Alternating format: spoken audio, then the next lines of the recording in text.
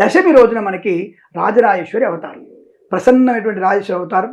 తప్పకుండా ఈరోజు మనం ఇంటిల్లిపాద అందరం కూడా కొత్త వస్త్రాలు ధరించి అమ్మవారి శ్రీచక్రార్చన చేసుకొని, అతను కుంకుమార్చన చేసుకొని, మామూలుగా పూజ చేసుకొని, ఆ కంకణంతా విసర్జన చేసి అమ్మవారికి నైవేద్యాలన్నీ పెట్టిన తర్వాత శుభప్రదంగా భోజనం చేసి మధ్యాహ్న సమయంలో 3-4 గంటలకి మనం అడవిలోకి వెళ్ళాలి. గ్రామంలో ఉన్న అడవిలోకి వెళ్ళాలి. అడవిలో ఉన్నటువంటి షమి చెట్టుకు పూజ చేసుకోవాలి. మనం తీసుకొని షమి చెట్టు ఇంట్లో పెట్టుకొని మనం పూజ చేసుకుంటాం, కానీ అలా చేసుకోకూడదు. అందరం బయటికి వెళ్ళాలి. ఎందుకు బయటికి వెళ్ళాలంటే ప్రకృతితో మమేకం అవడం కోసం. మరి ఎప్పుడు కూడా మీరు అక్కడే ఉంటున్నారా? ప్రకృతికి రండి, ఒకసారి నేచర్లోకి రండి, నేచర్లోకి వచ్చి నేచర్ చూడండి, ఆ మొక్కల ఆక్సిజన్ పీల్చండి అని అక్కడ షమి వృక్షానికి పూజ చేసుకొని అందరూ అక్కడ ప్రసాదాలు తీసుకొని కాస్త కేరింతలతో ఆడుతూ పాడుతూ అక్కడ స్వామివారికి పూజ చేసుకొని అక్కడ షమి వృక్షానికి పూజ చేసేసి ఒక చిన్న కాగితం మీద రాస్తాం. ఎందుకు రాస్తాం? దశకంఠుణ్ణి చదివినటువంటి రాముడు కూడా ఇదే రోజు షమి వృక్ష నమస్కారం చేసుకుని వెళ్ళాడు, విజయాన్ని పొందాడు. విజయానికి మారుపేరుగా దశకంఠుడికి సంబంధం జరిగింది. ఆ రోజు మనకి ఉత్తర భారతీయులందరూ కూడా ఆ రోజున విశేషంగా తీసుకుంటూ ఈ రోజున అందుకే మనకి దశకంఠ హారాపణ చేస్తూ దసరాని దశహార అని చెప్పి చేస్తుంటారు. అంటే 10 కంఠాలని తుదిమేస్తుంటారు. అది మనకి ఏంటి రావణాసుడిని పెట్టి బాణంతో కాలుస్తూ ఉంటారు. కానీ ఇక్కడ ముఖ్యమైన ఏంటంటే షమి పూజ.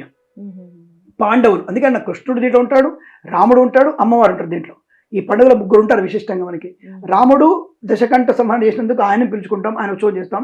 రెండవది పాండవులతో ఉన్నటువంటి కృష్ణ పరమాత్ముడు యుద్ధ నీతి కొరకు యుద్ధంలో వాళ్ళ పక్షాన ఉండేటువంటి శుభమే రోజు ఈ రోజు. షమి చెట్టు మించి అజ్ఞాతవాసులటువంటి ఈ పాండవులు ఈ రోజునే వచ్చేసి ఆ యుద్ధ సమిక తీసుకుంటారు. ఏవి బాణాలు విల్లంబులు తీసుకుంటారు. అవి ఒక్కొక్కటి ఏంటంటే అవి రామబాణం ఒకటి, శివధనుస్సు ఒకటి, ఇవన్నీ కూడా విశేషమైనవి. అవి భరించే శక్తి ఎవరికి ఉండదు. కనుక ఈ షమి వృక్షాన్ని అడుగుతారు, నువ్వు దాచిపెట్టు, మాకు సంవత్సరం కనపడదు ఎవరికంటే.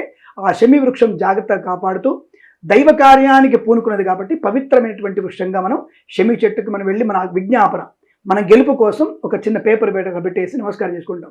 దాని పేరే మన దాని రాసే శ్లోకమే షమీ శమయతే పాపం షమీ శత్రునాశనం అర్జునస్య ధనుర్ధారి రామస్య ప్రియదర్శిని అన్న శ్లోకాన్ని చదువుకొని ఒక చిన్న పేపర్ ముక్కను అక్కడ పెట్టేసి నమస్కారం చేసుకుంటాం. ఎందుకు?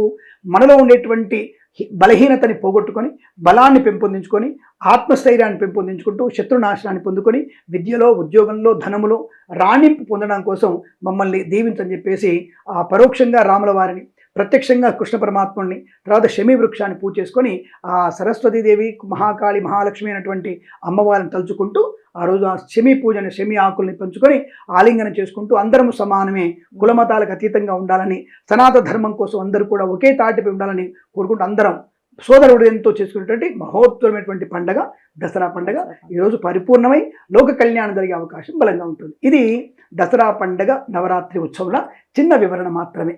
శుభమస్తు. సర్వే జనా సుఖినో భవంతు. ప్రేమతో మీ కిరణ్ శర్మ. ధన్యవాదాలు గురుగారు. శుభం.